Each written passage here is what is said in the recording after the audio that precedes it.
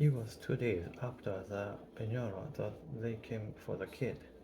It was in the evening, after supper. Patty Jacme answered the doorbell and they came in, pushing her backwards as they came. Paul was in his room watching television. I was reading a distant mirror. Chapter 7. I stood up. There were two of them, and neither was Mary Jacqueline.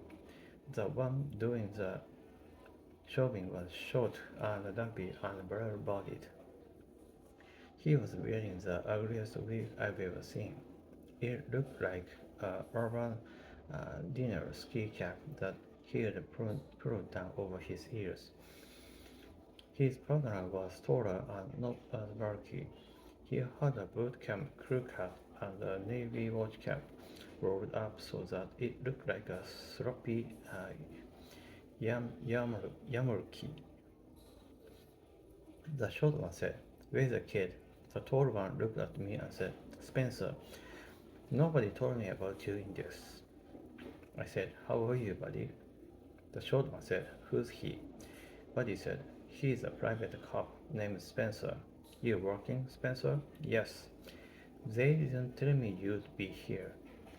Mel didn't know, Buddy. It's not Mel's fault. I didn't say anything about no Mel, Buddy said. "Oh, come on, Buddy. Don't be a jerk." "Who the hell else would send you for the kid?" The short man said. "Never mind all the crap. Parade the fucking kid out there." I said to Buddy, "Who's your friend with his head in the back?" Buddy made a very small smile. The short man said, "What the hell is that remark supposed to mean, douchebag?" "It means you look like you're wearing an Astrosurf's bathing cap for a rug. Funniest looking rug I've ever seen. Keep running your mouth, douchebag, and we will see how funny you are." But he said, "Be cool, Harold." To me, he said, "We come to take the kid back to his old man. We didn't know you'd be here, but that don't change the plan." No, no, we can't take him back. Oh no, it, it don't change the plan, but he said, "No, you can't take him back." Harold pulled a black woven razor sharp from his hip pocket and tapped it gently against the palm of his hand. "I will enjoy this," he said, and I hit a stiff left jab on his nose, turning my body sideways as I threw the punch to get all of me into it, and to make a smaller target.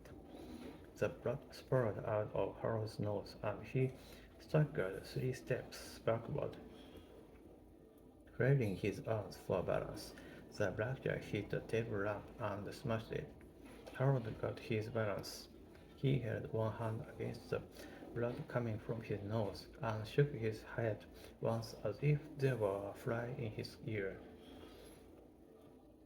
Buddy shrugged a little sadly. Harold came back at me and I hit him the same jab, same place, a little harder. It sat him down.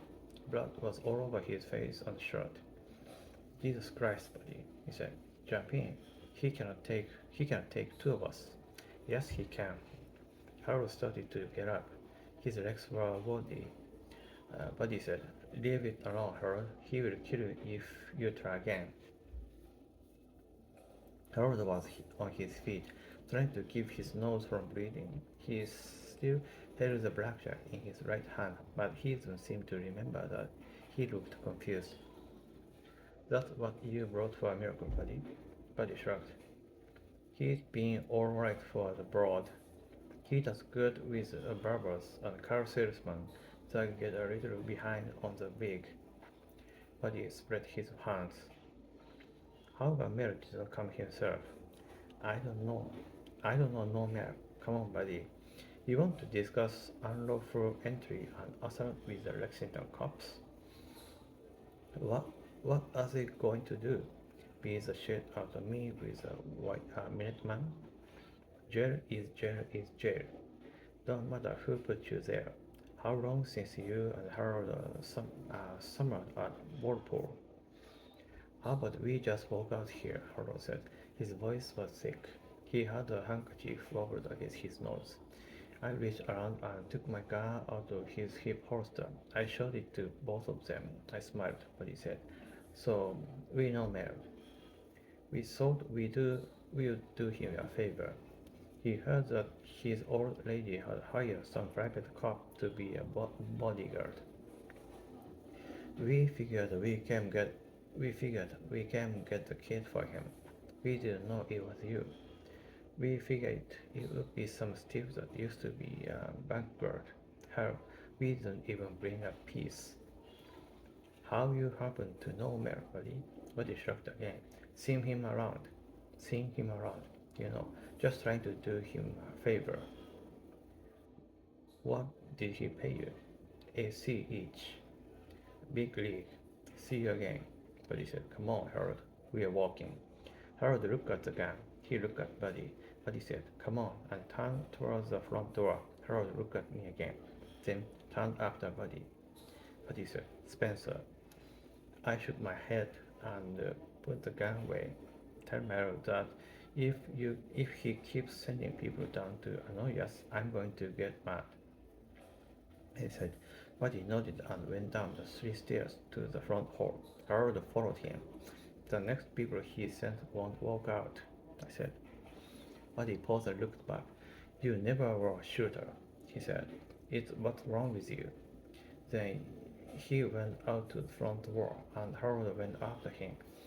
I heard it close behind them. Buddy Jacome stood where she stood out. Why did you let them go? She said. We had a deal. If they told me what they asked, I wouldn't turn them in. You didn't say that. Yeah, but Buddy and I both knew it. How do you know him? Who are they? I don't know Harold. Buddy I've run into over the years. We, he works on the docks and he grifts. He unloads ships when there's work. When there isn't, he steals. He's an errand boy. You want your warehouse brand for insurance? You give Buddy a couple of bucks and he torches it. You want a Mercedes sedan? You pay Buddy and he steals you one. Some grocery clerk owes you money and he won't pay and Buddy goes over and collects. Nothing heavy, nothing complicated. He belongs in jail, Buddy said. Yeah, I suppose so. He's been there. He'll be there again. He's not a bad guy. Well, I think he's pretty bad, he said. He broke into my house, manhandled me, tried to kidnap my son. I think he is very bad. Yeah, I suppose you would. But that's because you don't know any people who are, in fact, very, very bad. And you do? Oh, yes. Well, I'm glad I don't. I hope Paul didn't see this. Oh, he saw it. I nodded at the stairs. In the shadow of the upper hall, 3 steps up from the living room, Paul was standing looking down. Paul, how long have you been there? He didn't say anything. I said, since Buddy and Harold came in. Don't be scared, Paul. It's okay. Mr. Spencer had made them go away. I won't let them bother us. He won't let them bother us. Paul came downstairs and stood on the middle step. How come you didn't shoot them? I didn't need to. Were you scared too? No. The guy said that there was something wrong with you, that you weren't a shooter. True, but me. No, that's all involves around him. He has a right to ask questions. What did he mean? He meant that if I was quicker to kill people, my threat would work better. Would it? Probably. Why don't you? Something to do with my sanctity of life. That kind of stuff. Have you ever killed someone? Yes. So I have to. I don't if I don't have to. Nothing absolute. Nothing is absolute. What do you mean? He stepped down to the living room level into the light. I mean, you make rules for yourself and know that you will have to break them because they won't always work. Patty said, I don't know what either one of you is talking about, but I want you to stop. I don't want any more talking about killing, and I don't want to talk about either of those men again. I mean it. I want to stop. She clapped her hands when she said the last sentence. Paul looked at her as if she were a cockroach and turned and went back to his room. I think I need a drink, Paddy said.